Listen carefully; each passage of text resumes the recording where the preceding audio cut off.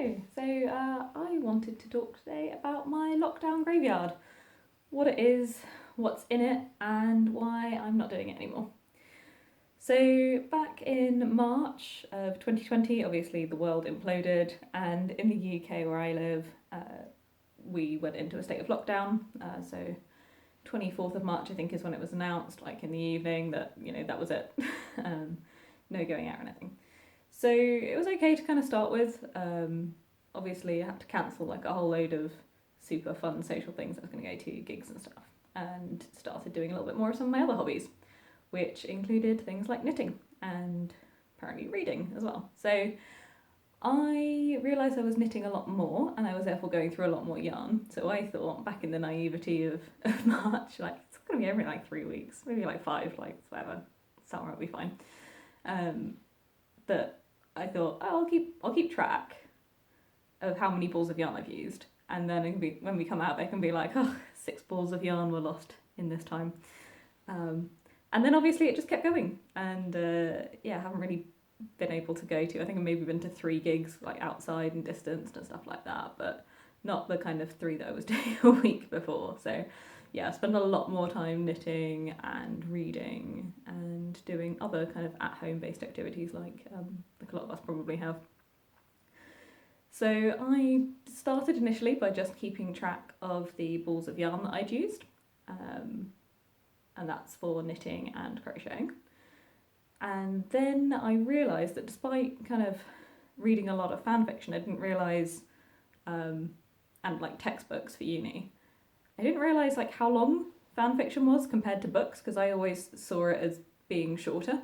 And then I found out like how long fan fiction was and like how long books were, and realised I'd read a Harry Potter fan fiction that was like 5 times the length of the Order of the Phoenix. Like it would sit like this on a bookshelf.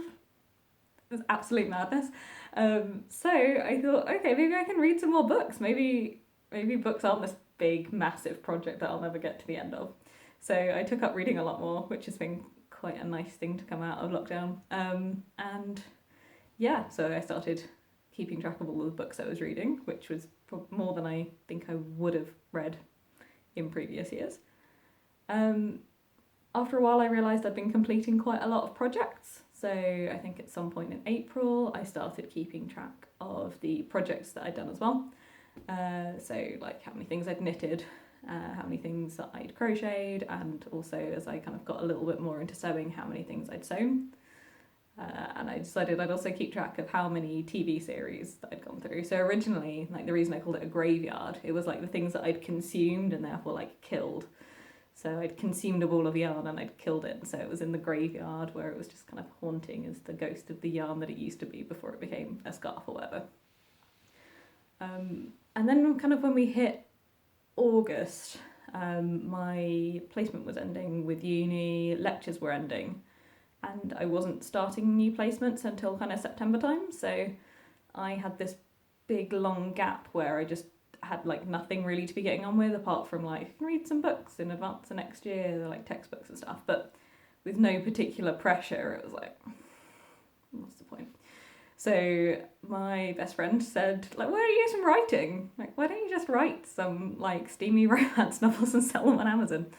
So I started writing some books, and that was fun, and I was sending them to her, and she was reading them and like commenting on it. So a little bit of writing happened, and like I said before, a bit of fan fiction, and I found like a fan fiction group on Facebook from like on the top of someone's stories. It was in their bio. So I started writing. So I've got like an ongoing fan fiction. I've got 2 ongoing books which I will complete at some point and put them on Amazon to sell. They're like not fantastic, but not terrible. The people that have commented on my fan fiction have said that I'm a really good writer and it's really nice. So I think that they're probably not going to be bad, like they're not going to be terrible writing, but we'll see how well they come, because I don't know about plot construction or any training or anything like that. So I've kept track of the stories that I finished, and they're like short fan fiction stories, sometimes just one shots, a couple of thousand words. So what is in my graveyard? That's what it is. What's in it? Like, what were my stats? So I did it from March to December, and then I was thinking I would because I was going to just do it as like end of lockdown, but since that's just so ongoing, it made sense to just do a cut in December, and then I was thinking I'd kind of start counting again in January and cut off.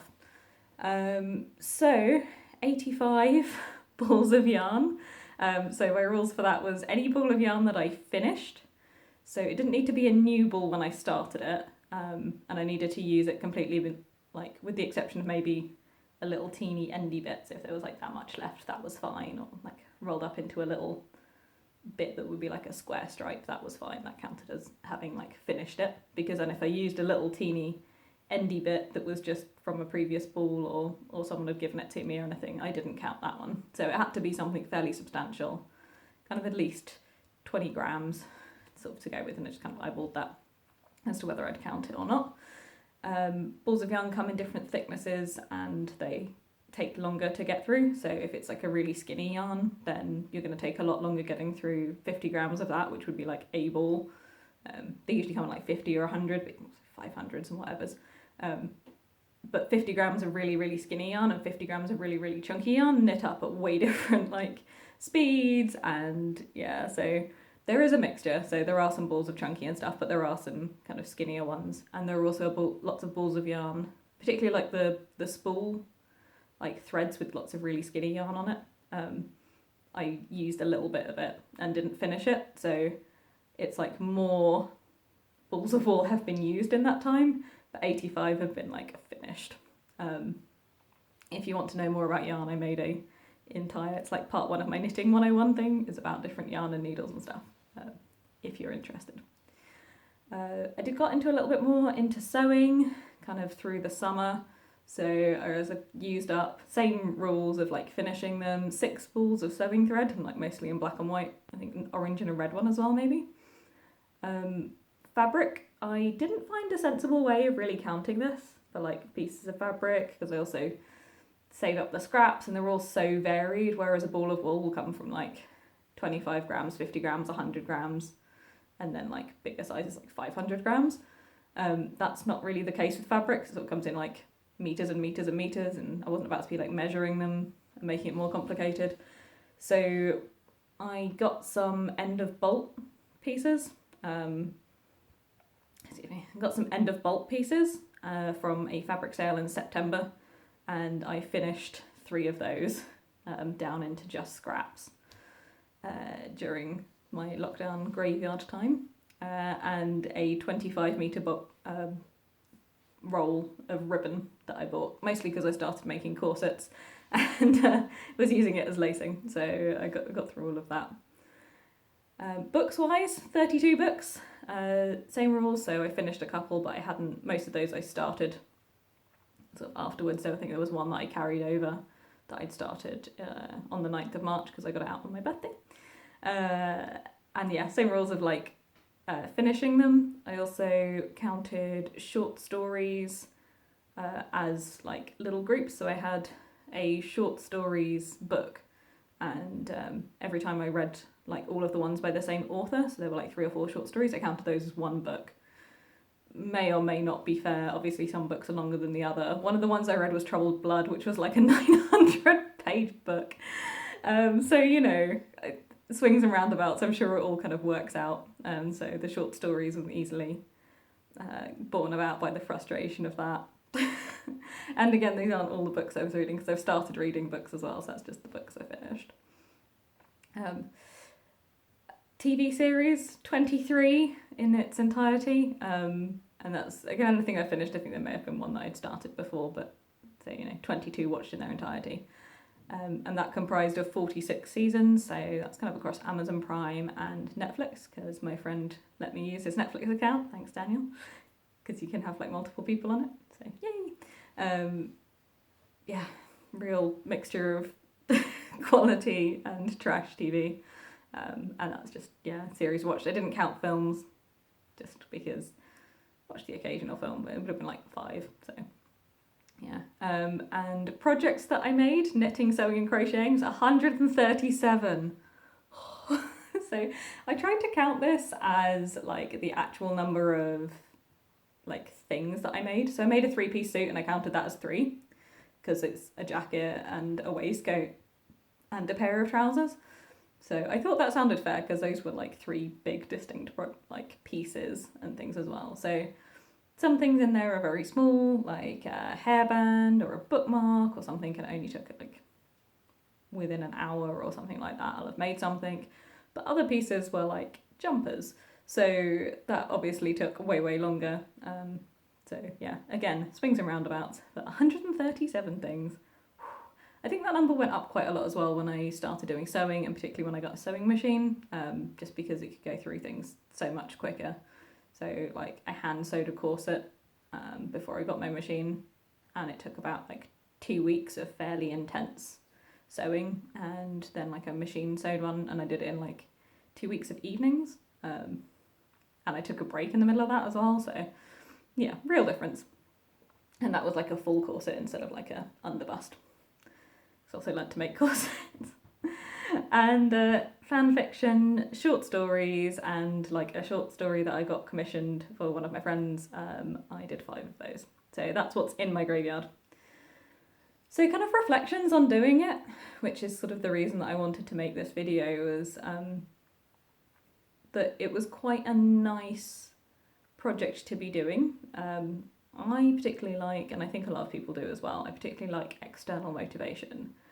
So knowing that I was keeping track of things, knowing that I had something to share, and knowing that I'd have something to talk about like at the end of it, and I'd be able to show people, oh, these are the things that I made, was quite nice. And the thought of posting, like when we got to the end of lockdown, being able to post that was quite nice and motivational, particularly while we were all adjusting to this absolute madness. So that was quite nice, and I think sometimes it's tricky for me, and probably for a lot of other people as well, to acknowledge our accomplishments. And it's a really obvious thing to be like, well, I've got it written down, I know exactly what balls of yarn I used, I know that it was that 78 of those 85, not that many, were that one burgundy yarn that I got obsessed with from Poundland. It wasn't that many. We don't have a list of how many balls of wool I bought as well. I don't think it's as many as 85, but I wouldn't like to like put money on it. But yeah, so it's quite nice to say like this is a thing that I did. This is a thing that I've achieved, even if it's a stupid thing like having watched all 7 seasons of Downton Abbey or something like that. But there's also something to be said about the way that you consume things if you have rules for how you're keeping them, which is the big reason why I wanted to stop doing this. So the act of needing to count when I'd finished something then meant that I wanted to improve my stats way more. So counting balls of wool, I then sort of leaned towards doing more projects that would use chunky yarn, because it would use up yarn quicker, so I'd be able to put more balls of wool on my list. And I would want to do projects that were quicker and finish them quicker, because then I could put it down on my list. And I'd want to read a shorter book, because then I could finish it, and I wouldn't want to necessarily read a magazine article or a fan fiction where I could be reading a book, because I'm not counting fan fiction or magazine articles, I'm counting books. And I didn't count things like reading book chapters for uni, like I counted a book where I read most of the chapters, so like this textbook. So I think like that counts, because that kind of goes with how I read books. It's like 8 out of 12 chapters or something of that book I read. But yeah, it meant that I then possibly turned off avenues to other things and was working in a way which wasn't quite as nice and wasn't the same. And also there were things that I just wasn't counting, so I was trying to do a bit more music practice. I've been trying to learn guitar for bloody years, and I found that's something that's very social for me. So it's been really tricky trying to do that by myself, and same with starting to try and do a bit more piano. That was a March thing, trying to get in any singing practice and things, because I didn't have any way of recording, this is what I am doing, and I'm going to show off how many hours I've done of that, and like how many pieces I've learned or something like that. So I suppose there would be a way to count it, but it just meant that I was then preferring to do knitting or crochet or like crafting over doing other things, which is fine. It's not the worst, but equally it was controlling my life in a little bit of a way than more than I wanted to. So overall, quite a fun project. I would recommend that you do your own lockdown graveyards, absolutely. It was definitely nice posting it on social media. It was a bit of a shame that it came as not at the end of lockdown, but at the end of 2020, when we were kind of all the hope for the new year had already kind of drained away, which was a bit disappointing. But it was quite nice to post, and then to also have the burden of needing to remember to write down when I'd finished a project to be done. So it was fun while it lasted, but I'm glad that that's over.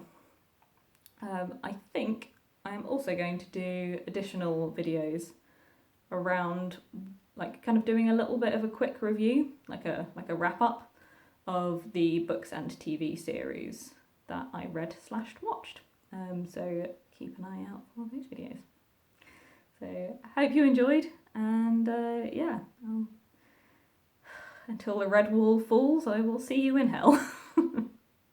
Bye guys.